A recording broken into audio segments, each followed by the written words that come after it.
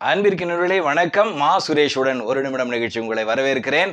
இன்னைக்கு நாம என்ன ஒரு முக்கியமான சங்கதியை எல்லாரும் சந்தித்து கொண்டிருக்கிற ஒரு சங்கதியை சொல்ல போறேன்.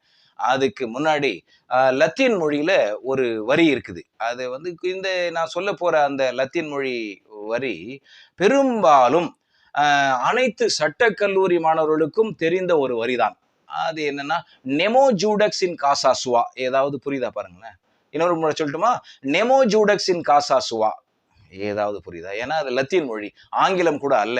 இது ஏன் சட்டக்கல்லூரி மாணவர்கள் அனைவருக்கும் தெரியும் என்றால், இது பிரின்சிபல்ஸ் ஆஃப் நேச்சுரல் ஜஸ்டிஸ் என்று, அந்த நேச்சுரல் ஜஸ்டிஸ்ல இயற்கை நியதி என்று சொல்வார்களே, இயற்கை நியதி கோட்பாடு, அந்த கோட்பாடுகளிலே ஒரு முக்கியமான கோட்பாடு இது.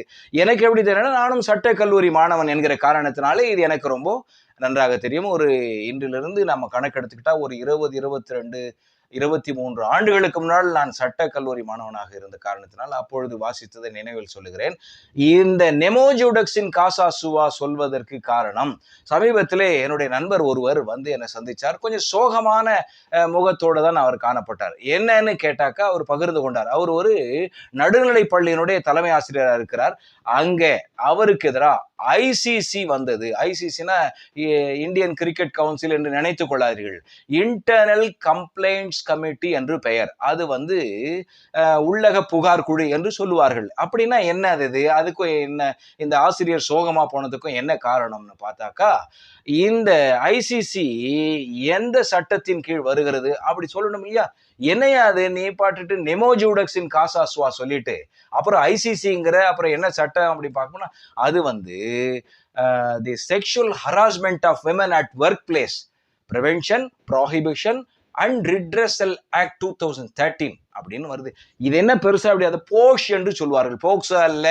போக்சோவை போட்டு குழப்பிக்காதீங்க. POCSO protection of children from sexual offences act 2012.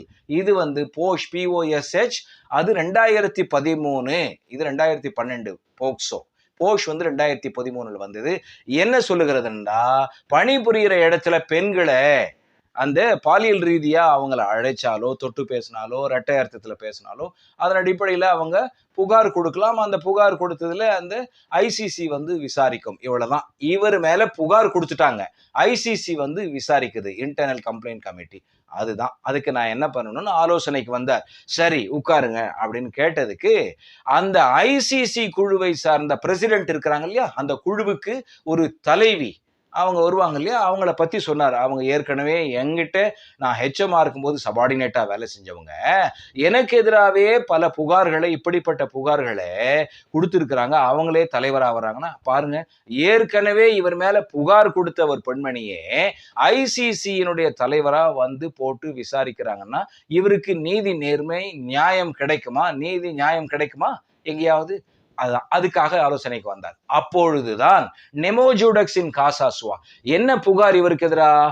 7-8 பெண் ஆசிரியைகள் ஒன்றாக சேர்ந்து ஒரே நேரத்தில் ஒரே கம்ப்ளைண்ட் ஒரே மாதிரி எழுதி அந்த பேர்ல கையெழுத்து போடுவாங்களே, அதை மட்டும்தான் மாற்றி கொடுத்திருக்கிறார்கள்.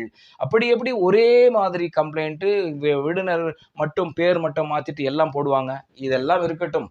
அவர் அப்படிப்பட்ட எங்களுக்கு இணையா, எங்களுக்கு எதிரா அவங்க என்ன பண்ணாங்க, குற்றம், எங்களுக்கு பாலியல் ரீதியா அவரு பிரச்சனை பண்ணாரு அப்படிங்கிறது தான் இவங்களுடைய குற்றச்சாட்டு. அதுக்கு விசாரிக்கிறதுக்கு ஐசிசி விட்டது. இப்போ நாம என்ன விசாரணையில இவருக்கு ஆலோசனை கொடுத்தோம் என்றால், அந்த விசாரணை குழுவையே கலைத்து விட்டார்கள் நாம் கொடுத்த அந்த ஆலோசனையில். என்னன்னா, அங்கதான் நெமோ ஜூடக்ஸின் காசா சுவா வருகிறது.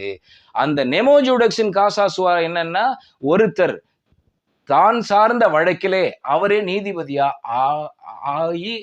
அங்க உட்காரக்கூடாது. அதுதான்.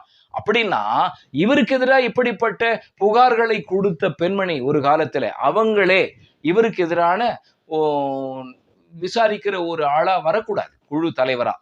அதுதான். Person cannot be judged in his own case என்பதுதான் இந்த நெமோ ஜூடக்ஸ். அதாவது ஏற்கனவே புகார் அளித்து இவருக்கு எதிராக கொடுத்தவங்க ப்ரீவியஸ் என்மிட்டி என்று சொல்லப்படுகிற முன்விரோதம் இருக்கிறவர்களே விசாரணைக்கு வரக்கூடாது என்பதுதான் இதனுடைய தர்க்க ரீதியான வாதம். சரியா?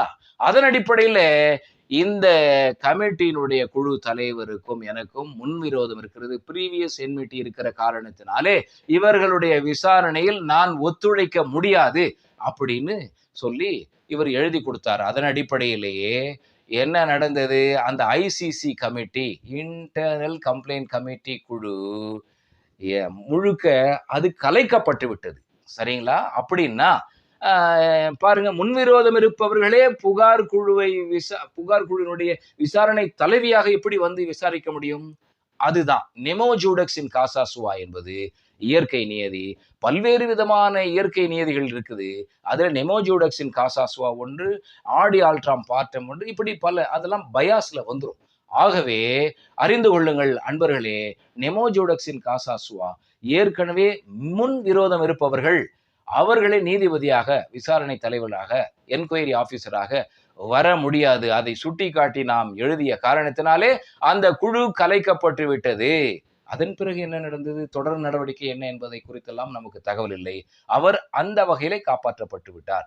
அவ்வளவுதான் தகவல். நினைவில் வைத்துக் கொள்ளுங்கள், நெமோஜூடக்ஸின் காசா சுவா லத்தீன். ஒருவர் தனக்கான வழக்கிலே தானே நீதிபதியாக செயல்படக்கூடாது என்பது இதன் பொருள். நன்றி, வணக்கம். வேறு பதிவிலே சந்திப்போம்.